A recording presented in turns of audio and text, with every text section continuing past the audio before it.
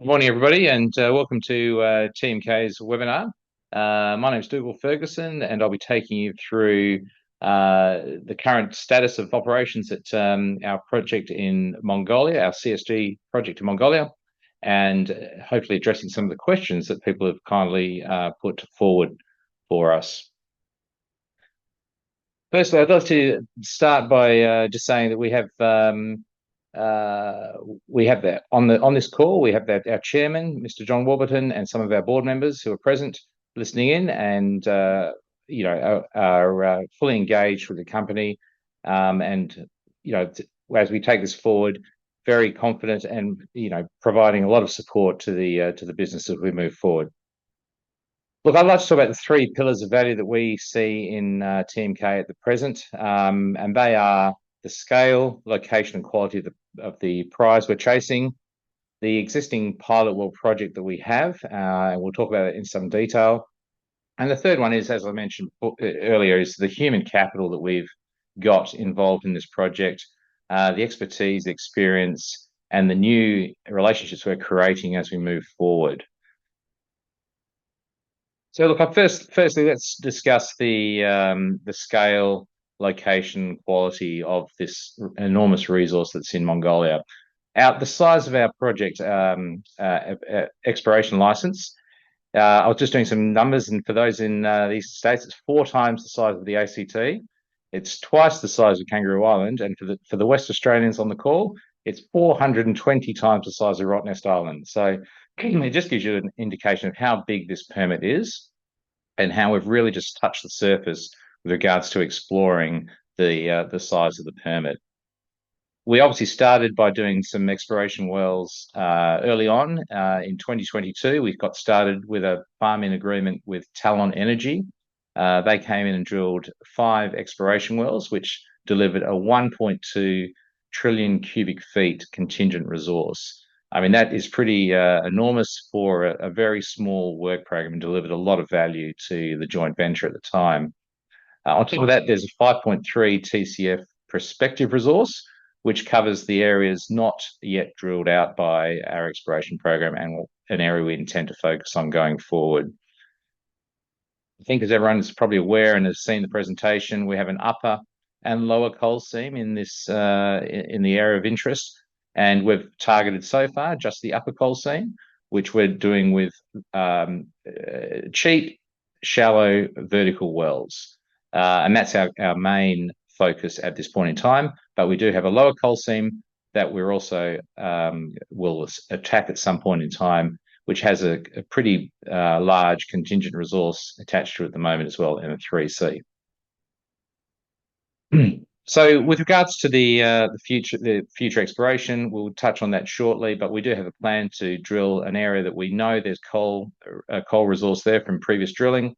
We know there's good gas content in that area, but we're intending to convert some of that prospective resource into contingent resource through a relatively modest low-cost drilling program coming forward at the back end of this year. I guess the second pillar of value, I guess we see that we do see in TMK, is the investment we've made to date, which is significant, into the pilot well project. We've now drilled 7 wells. We have 6 of those in producing, and the 7th one just been recently drilled, will be on production shortly. All the ones on production are producing gas, and we are certainly reducing the reservoir pressure based on the various testing we've been doing with the pilot well project over recent times. With regards to that, we are putting a lot more time and effort now into understanding the reservoir. We have much more data coming through from the wells we drilled. If you recall, Cheryl will recall, we drilled 3 wells late last year. We put them on production early this year, and we've just, as we said, just drilled 1 more well, LF7, recently, and that will be coming on production shortly. So that's more than doubled the number of wells in the field, which is obviously double the amount of data we're getting, and also the density of those wells means we've got a much greater capacity within the immediate area of the pilot well project to reduce the reservoir pressure and get to this critical desorption point we can discuss. So just on that, I'll just skip to the relevant slide there.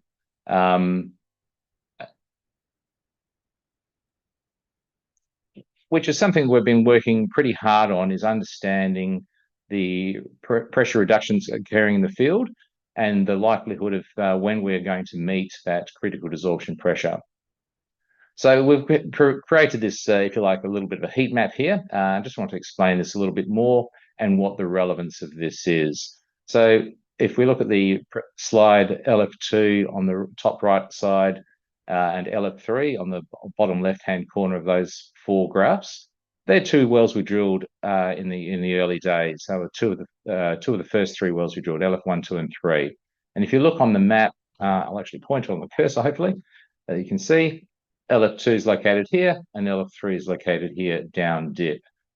Since then, we drilled 3 additional wells, 4, 5, and 6. And if you look at LF6, which is sort of stuck right in the middle here, it makes sense when you look at the trajectory of those graphs or the gradient of those pressure reductions, that 2 and 3 are tracking about pretty much the same over time. And then we brought 6 on, that gradient is a definite increase in gradient and quicker reduction in pressure, which points to the fact we have made a dent into the reservoir pressure and created this, if you like, pressure sink that we require to get to that critical desorption. So I think what we're very confident that we're making good progress with the pilot wells in reducing the reservoir pressure, which is what we need to do to get to this critical desorption and prove that we can materially increase gas flows in the near term. So again, we're very, very hopeful and very proud of this work that's been done. A lot of effort's been put in by the team. We've drilled 7 wells safely, more or less on time, on budget. And that's quite a big achievement for a company of our size, with limited resources in a fairly remote part of Mongolia, and where services are not exactly you don't just ring up and go down to the local Bunnings to get a piece of equipment. It takes a lot of planning, a lot of effort to get this work done, and it's been done safely, on time and on budget. So it's a great achievement for the company and all the people involved.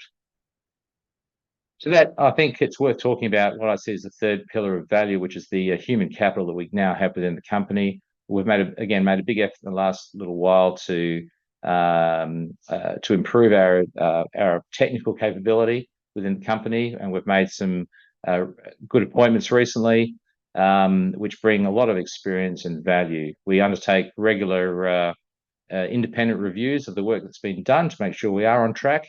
And none of those we've had undertaken 2 so far in the last 24 months. One last year, one just recently in May, and all the people who attend those who have vast experience in coal seam gas will look at all the data and look at what we've been doing, and certainly validate the progress we've been making and where the project's heading. So more recently, I guess, as part of that, we have entered this strategic alliance agreement with J Energy. Now, J Energy is a group that one of our non-executive directors recently appointed to the board, Mr. Glenn Corey, has worked with in the past and was very familiar with. And we met up with them recently in Beijing, had a negotiation around an agreement, which effectively means they can contribute a lot of the technical expertise that comes out of China. That is one of our key markets going forward, obviously, not only for selling the product of gas, but also for equipment, materials, and other labour that we may require as we move forward into a full field development. Of course, China is the obvious place to go searching for a partner as well, which is one of our key focuses this year. And J Energy also obviously have links and connections within China to a lot of these parties, which range from obviously the very large players, the SOEs, right down to the midstream players and some even downstream players. So look, China's a difficult market to crack, and we do need assistance. And so that's what the purpose of the J Energy Strategic Alliance is. They can assist us in a number of operational logistical matters, but also we've incentivized them to help us introduce and find a partner to come and sort of take this project to the next stage in a joint venture or funding arrangement going forward. So I guess that speaks to the fact that we have spent now the majority of the capital required on the pilot project. such that future capital requirements won't be that great. We obviously spent a fair bit of money in the last 12 months drilling these 4 wells and connecting them up and all the associated infrastructure that goes with that. But that work is now done, and we think we're well on the way to be able to, with the current number of wells and the density of wells in the field, deliver a result.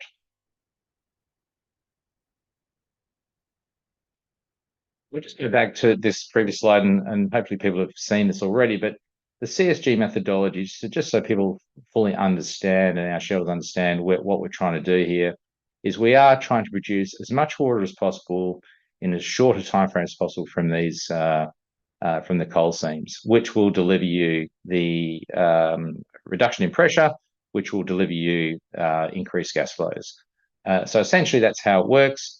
It's very difficult to put an exact timing on these things, but as I said, we are making regular pressure monitoring readings and doing various other testing, and made, as I said, a strong focus now on reservoir management planning and looking at the data to help us understand better how the reservoir is performing and the timing associated with getting to critical desorption. It's also worth noting that upper coal seam, we can just see in the diagram there, is over a pretty thick interval. And when you look at it if you look at a building, a 15-story building, that's sort of the area we have open to production. So there is a lot of productive zone that we need to dewater, and it would appear, again, from data we're getting through the various testing we do, that some of those coals, maybe not all the coals, well, obviously not all the coals at the moment, but some of the coals within that zone have probably reached their critical desorption pressure, because when we do certain methodology testing, the gas continues to produce from those coals, even though the pumps are not turned on in that well during the test period. So that's very encouraging, and gives us the encouragement that we're very close to reaching that point. So look, I'll just maybe address some of the questions that have been raised, and look, one question that comes up regularly is this issue of horizontal drilling and fracking. Look, at the moment, we want to make it very clear that we are not, and we don't need to do horizontal drilling or fracking of these coal seams. The water's being produced at good rates, the gas is being produced, and we expect to be able to demonstrate material gas flows from the current setup with these vertical wells, which are much cheaper, much easier to drill, and can deliver you the same result. Where horizontal drilling comes into it is perhaps in the future. It's definitely a well-known and understood technology in China. Deep CBM seems to be a thing in China at the moment, which again, it's something that they understand, and we do have this lower coal seam that we haven't yet had a go at. And if a partner wants to come in and have a go at that lower coal seam using horizontal drilling and fracking, well, then we're all open ears to that idea. But for the time being, with what we're doing with the upper coal seam and trying to commercialize that, we will be continuing to drill vertical wells which are unstimulated or unfracked. But again, it's good to be planning ahead, and with this agreement with J Energy and the Strategic Alliance, we're obviously making a big effort to understand that technology, understand the cost, the logistics, how we would go about it if it became something we wanted to do with another party or for them funding that program. With regards to another question come through, why have we introduced J Energy as a strategic partner? Look, they're not a funding partner. It is really, as we mentioned, or as I mentioned before, they're bringing some technical excellence to the table, but also the logistics of getting equipment in from China, knowing the right suppliers, knowing where to get the equipment, how to get it in. At the moment, we bring equipment from Australia, from Canada, and from China, but from a cost perspective, it's obviously a lot cheaper and a lot better to get it from reliable sources in China. So that's one part of the reason. And the second part, as I mentioned, is that they do have the sort of connections that we need to develop and relationships into Chinese partners. And that's something we'll be certainly focused on the next little while to deliver that partner and funding partner going forward. The other question that is asked regularly is the with regards to Gens Energy and the MOU we signed with them. Look, they're still around. The whole purpose again of that MOU was that when we do get to material gas production, increasing gas rates, we don't really want to just flare that gas and flare that to atmosphere. One of the logistical issues we do have with the at site is regular power interruptions. So if we can generate our own power, we save money, and if we sell the extra power to the local grid and the miners in the immediate area, then that's a little bit of revenue too, which is great.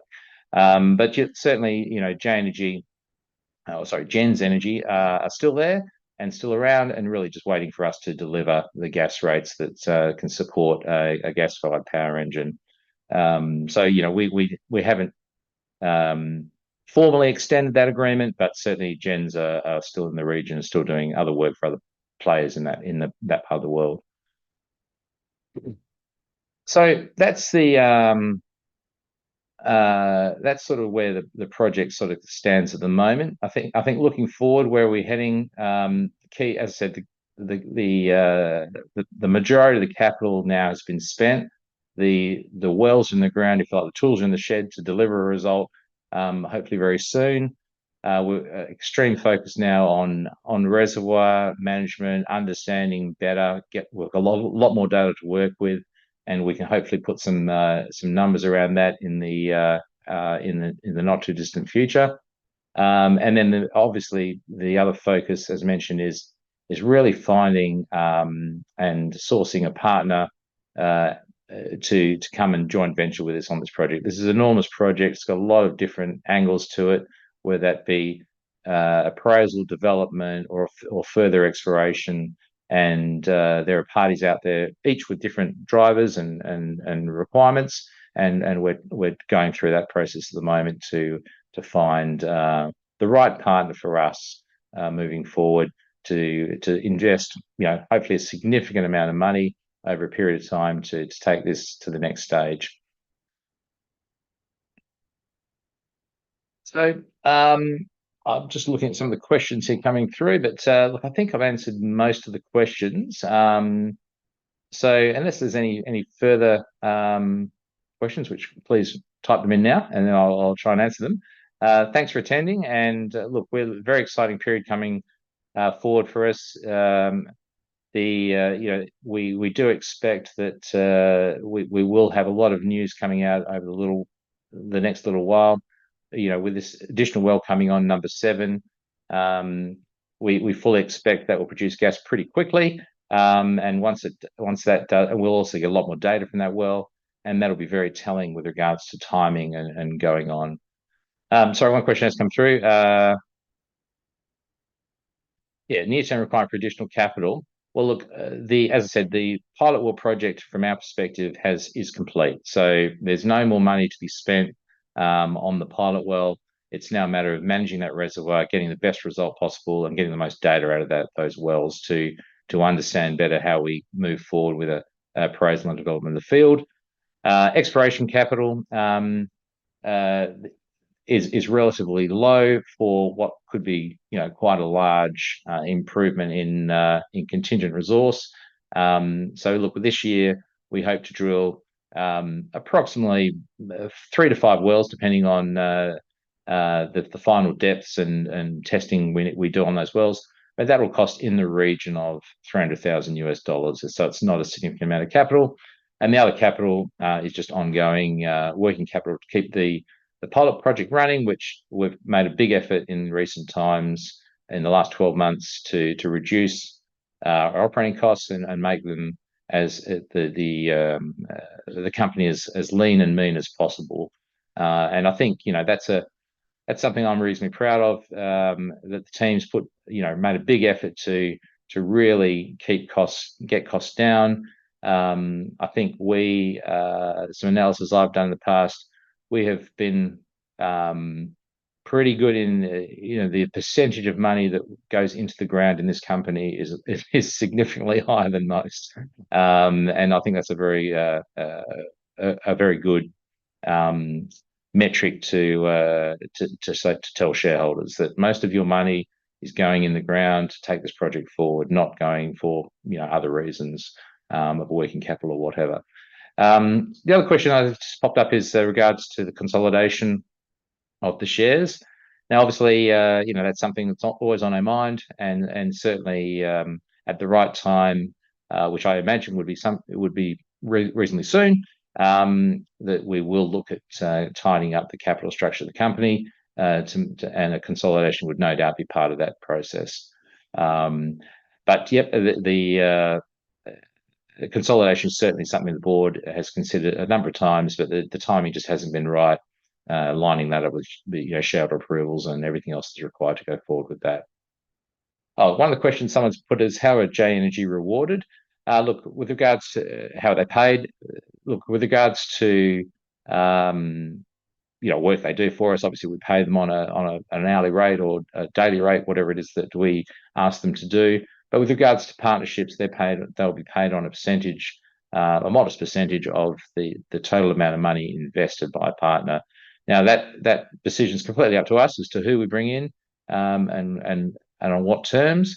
But if they introduce a partner that we agree with, the board agrees with, and with terms that are acceptable to the company, then they'll get paid a success fee, essentially. And the last question is, how many petajoules of maiden 2P are we likely to get from a successful pilot program? I'd love to know the answer to that. But look, I think it does depend on the data that we're going to get for the next little while.